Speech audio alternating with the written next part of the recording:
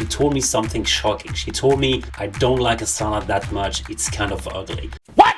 It's like telling someone their baby is ugly. You don't say that, especially if the baby brings the money and brings food on the table. It just doesn't work. You can't say that. Do not Asana and drive. It's actually pretty dangerous. Do not do this. I'm watching you. My name is Bastien and I'm an Asana consultant. I'm an Asana expert and I love helping people use Asana. I'm actually from France and I hope you can't tell. I'm trying to actually hide my accent away. I'm also trying to hide the fact that I'm losing my hair and I think I'm doing a pretty good job with this one. People usually get confused by who I am because you see me everywhere on LinkedIn, you see me on YouTube, you see me on the forum as well. I'm helping lots of people there and sometimes people get really confused. They send me an email saying, thank you so much for creating Asana. I did not create Asana. I was actually a bit short on resources. I think I was missing something like 1,000 other team members. And about a few $1 million. Here comes the money.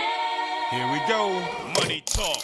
Here comes the money. To create the tool, but actually that's okay. I'm just here to help. I actually have a whole team behind me right now. We are a team called i.DO and we help people deploy Asana everywhere in the world. But it wasn't always the case. I started pretty small and actually my journey started a long time ago. Ask any kid what they want to be when they grow up. They're going to tell you, I want to be an astronaut, I want to be a firefighter, I want to be a policeman. In my case, I wanted to sweep the streets. I wanted to keep things very clean and organized. And it has been like this forever. So naturally, I gravitated towards project management and then became an Asana expert. When I work with clients and I help them deploy Asana, I want them to get who I am. So I usually share the same personal anecdote, the one about me organizing my wedding with Asana. When I talk about organizing a wedding with Asana, you usually think about my wife straight away. You think, did she agree to this? Did she help? Was she actually involved into Asana? And I can tell you, my third wife was actually pretty good at Asana. She's really good at this. I'm just kidding. My wife actually stayed around and we have been using Asana a lot. We are using Asana to collaborate. When I say actually collaborate, what I mean is I would assign tasks to her, then I would ask her for a status update over dinner, and then I would I would actually update the task with whatever she tells me. But that still feels pretty good and sometimes she does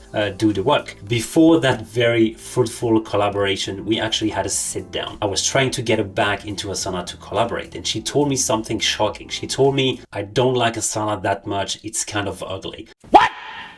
So I was obviously shocked. I'm one of the founder of one of the most active agency that does Asana deployment in the world. And then my wife telling me that she basically doesn't like the tools I'm working with. It's like telling someone their baby is ugly. You don't say that, especially if the baby brings the money and brings food on the table. It just doesn't work. You can't say that. So I tried to convince her to come back into Asana and she actually came back and started collaborate with me. I guess that's love.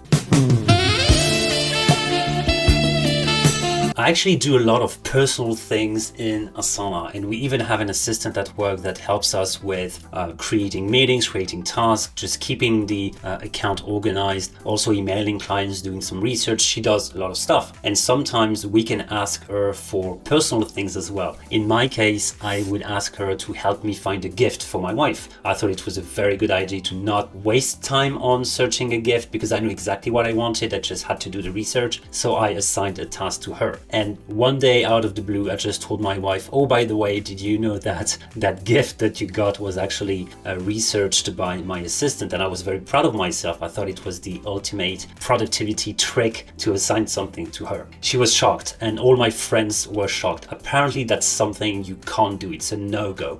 So what I did was actually swallowed my pride. I came back to my assistant. I assigned a task to her saying, please research what is acceptable to delegate in a married couple. And I'm still waiting to hear from her on this one. From the start, I use Asana for everything. Folding laundry, I would create a task. Dentist appointment has a task. Organizing anniversary has a task. I'm using Asana really for everything. However, it has gotten a bit out of hand for me though, because sometimes I create the tasks after doing something just for the thrill of having that unicorn potentially flying through the screen. I've created tasks for every big milestones in my life. Buying a house, check. I have the unicorn flying through the screen. screen. Getting married, same thing, author flies through the screen. Having a first kid, check, I would have an author fly through the screen. Having a second kid, check, I would have a good luck sign fly through the screen. Apparently that's a new AI feature. Asana's putting AI everywhere, and they have custom celebration tailored to whatever is happening in your life. The other day, for example, I completed a task that said, ask wife for forgiveness after fight. What Asana told me was very surprising. They said, we've detected some kind of a pattern. Do you want our AI engine to create a recurring task for you? I have another example for you. As soon as I finished my wedding project and completed the project, Asana asked me if I wanted to enjoy their divorce template, because apparently based on the research, lots of people are using that template afterwards. Well, you can make fun of me, but it's almost a shame because I became so good at Asana that I will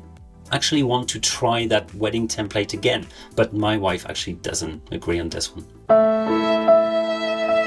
AI to help me. This is when I'm driving and doing Asana things at the same time. And do not do this. My colleague Arthur, he's a firefighter. He told me you should not text and drive. It's a bad thing. But I did it anyway, at least in the past. I'm not doing it anymore. So the thing is, I'm a creative person, so I have lots of ideas, and I have Asana in my phone, so I would usually create a task very quickly whenever I think of something. And the other day, I created something pretty surprising. The task is actually named Confirm Bob Impotence. This is what the task is about. As you might imagine, I have no idea what it means. So what I did was ask my colleagues and see if they had any idea what this was about. And they gave me pretty good advice. They told me actually look at the My Task view, try to see the tasks you have created before this one and the tasks you've created after. And maybe that's going to provide some context. It was a pretty good advice. So I looked at my Task view. So the task just before that was actually change market penetration, comma, Bob knows. I apparently made the extra effort of putting a comma in there, even if I was driving. The task right after this one was get colleague help Bob. I have no idea what's happening, but apparently Bob needs some help with something. As I said, do not Asana and drive. It's actually pretty dangerous. Do not do this. What you can do, however, is to ask the person sitting next to you to create something for you. They potentially can create a task if, like my wife, you have Asana available, but they can also send you a message. So the other day I was driving and I had an amazing idea of something I had to do. So I told my wife, okay, are you ready? I'm going to give you instructions on a task I want to create. And you're going to be pretty surprised at the kind of stuff I tell her to do. That specific task, because obviously you don't want to give an entire sentence, you try to share something that's pretty short. So what I told her was subtask dashboard include parent milestone, ask Julie test. And I'm not kidding, I don't even remember what that means. And most of the time I do not remember what the task is when I ask someone to type it up. Even when I type it up myself, I usually do not remember. So what I'm doing right now is I actually use the recording feature within the task to just record myself talking to the Asana. Buy unicorn costume and destroy Monday Pinata. But you don't always have someone next to you to help you. Sometimes you are just by yourself or you have your kids in the back. And very often when I dictate something, my kids in the back are like, who are you talking to? And because they don't speak English, they don't even understand what's happening. But I love my kids. They are so sweet. They are actually 9 and 7 now. And it's really hard for them to have a dad who's a productivity expert. Because the thing is, everything I look at is actually either a task, a project, or something you can improve. Have you looked at your kids recently? They are not optimized at all. For example, when you sit down for breakfast, they would get up, go and get the milk, they would come back, they would leave the fridge open, they would go back there, they would get a bowl, they would come back, they would forget the spoon, they would go back for the spoon, they would sit down, they would realize they don't have the cereals, they would go back there, leave the door open and come back. It's a nightmare, it drives me nuts. I wish I could optimize my kids, but sadly, it's really not a thing. It just doesn't work. And it's the same with my friends. They don't realize how hard it is for me to organize anything with them. For example, as a consultant, we have things like Zoom, we have ChatGPT, we have Calendly, we have Gmail. With your friends, you only have WhatsApp. They don't want to Zoom you, they don't know what Calendly is, and they want to organize everything in writing. So you spend weeks organizing something. You might even get them to answer a survey on dates and everything, and you finally found the perfect date for the event you were planning, like a dinner party, and then someone's out of the blue would text everybody saying, maybe we should reconsider Tuesday nights. No, God! And you're like, what the hell? We just spent like 3 weeks organizing something and trying to get everybody's availability together. It's a nightmare. Thankfully, it's actually easier with the clients and all the tools that we have. Okay, enough of my personal life. Let's talk business. As I told you earlier, we are a team called i.DO. We are an Asana solutions partner and we help deploy Asana everywhere in the world. We help companies from 5 people all the way to 500 people. We actually helped more than 400 companies deploy Asana, and we work with marketing agencies, we can work with industrial companies, we have NGOs, and we have government agencies. So that got me thinking, do you think the world would be a better place if all the leaders of the world would get together in one single Asana space and collaborate? I actually took some notes I want to share with you. So let's say they all collaborate together. So obviously the American SEC would be the billing owner and they would get Enterprise Plus licenses for everybody. That would be nice. You would have Biden struggling to remember his password and reaching out to support for help. You would have the White House team in contact with the support as well, trying to see if they can reprovision Trump and if he was going to get his tasks back when he's back into Asana. You would have the French government using the timeline feature and always pushing dates of everything because the country is on strike again. I don't know if that's a good idea actually. I don't know if they can really collaborate within a tool like Asana. So maybe it's better they don't use Asana for now and just leave that for regular people. I work with regular people like me all the time. I have tons of meetings with my clients. We do workshops, we do Q&As, we do trainings, and things usually go the same way. 2 minutes before the meeting, you know that you have plenty of time to get a coffee, go to the bathroom, and you always end up rushing into the meeting and launch the Zoom meeting. The last time I did that, there were only 2 people waiting for me and the wider team was not there yet. So I tried to crack a few jokes, I tried to keep things light. The first person laughs at my joke, the second one doesn't blink an eye, right? So I would very confidently say, okay, I think she has a technical problem, maybe she needs help. She did not have a technical problem. She just didn't think I was funny.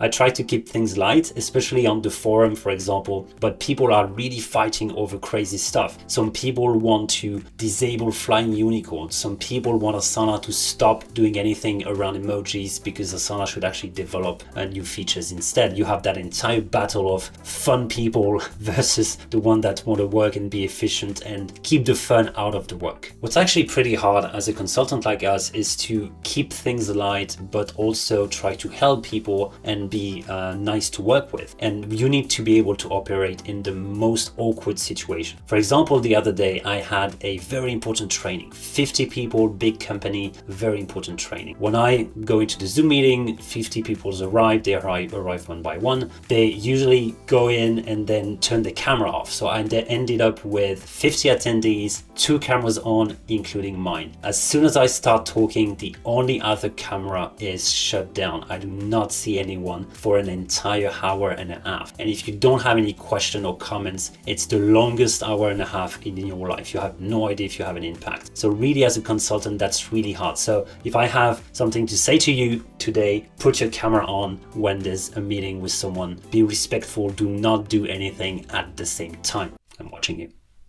What's really hard is that you don't see the cameras, you don't have anybody talking to you. So sometimes I would go like, is anybody here? Do you need anything? Are you enjoying yourself? Are you having a good time? Am I helping you? Is that useful? And like nobody answers. That's really hard. I bet half the audience is like butt-ass naked folding laundry or something. The other half is probably cooking dinner or not even on the meeting anymore. Sometimes at the end of the meeting, you're going to say something like, okay guys, I'm going to let you go for today. I'm just going to stay back and wait for everybody to leave. You can stay 10 minutes. You're still going to have people there because they actually left. They probably went shopping or something. That's crazy. So what I did was turn to the Asana Slack community for help. I would ask, okay, people do not put their camera on during meetings. I think that's rude. What advice do you have for me? You would not imagine the shitstorm that created.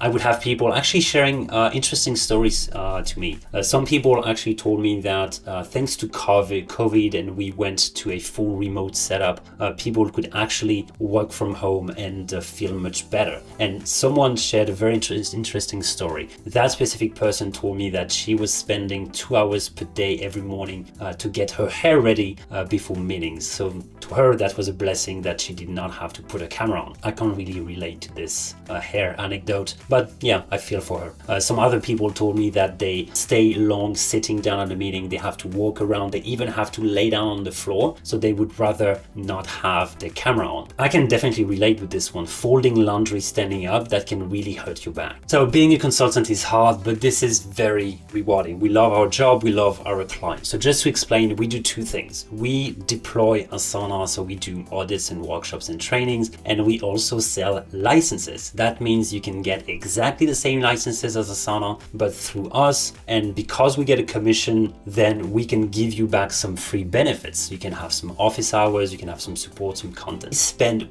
weeks, sometimes years, telling our clients, do not get the licenses from Asana. We've been in touch for a long time. If you need licenses, come to me and call me first. And you see where this is going, right? I've had that in the past. It drives me nuts. You have someone that emails you out of the blue saying, yeah, we've been in contact for 2 years. I finally was able to upgrade to Asana and get more seats. It's all settled down with Asana. What do we do now to get the benefits? And I'm like, what the fuck? I've told you for several years that you have to contact me first before doing anything. But that's okay. Most clients, they do understand the way it works, and they let us know, and we help them, and we have this very nice relationship, and we help them improve the way they're using Asana. And one thing I just want to clarify is that even though we are a French-based company and we work with clients all around the world, everybody's the same.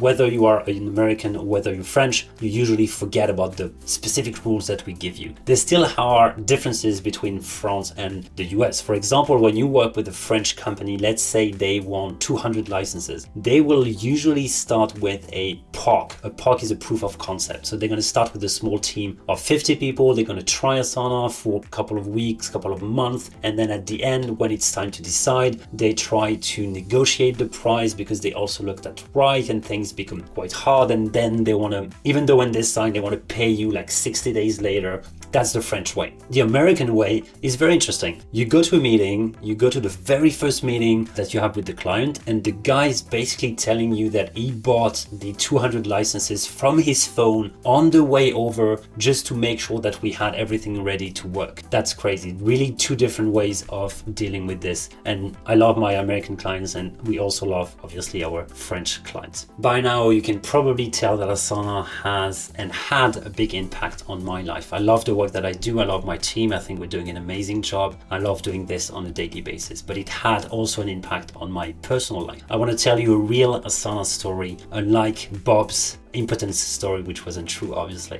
We all have grandparents and parents, at least most of us have, and we try to stay in touch with them as much as we can. It might be a struggle because of the busy life that we have. So very often what I would do is I would create tasks for myself in Asana just to stay in touch with, for example, calling my grandma every once in a while. That would go in a task in Asana. The other day, my grandma called and I couldn't pick up the phone. I was in a meeting with a client, so I created a task for myself to call her back. It took me a while to call her because I kept on postponing and I was doing the tasks before and after this one. It's a silly reason. I just didn't want to take the time. I finally got the time to call her thanks to that task, and we had a nice chat. She sadly passed away the next day. So I was very happy to be able to talk to her one last time, obviously. And that was thanks to Asana, but also I think our busy life were the reason why I couldn't pick up the phone in the first place. So yes, I said Asana had a very big impact on my life, and I'm grateful for the work I do every day, and I hope that you find a way to be productive but also stay in touch with your family. Thanks.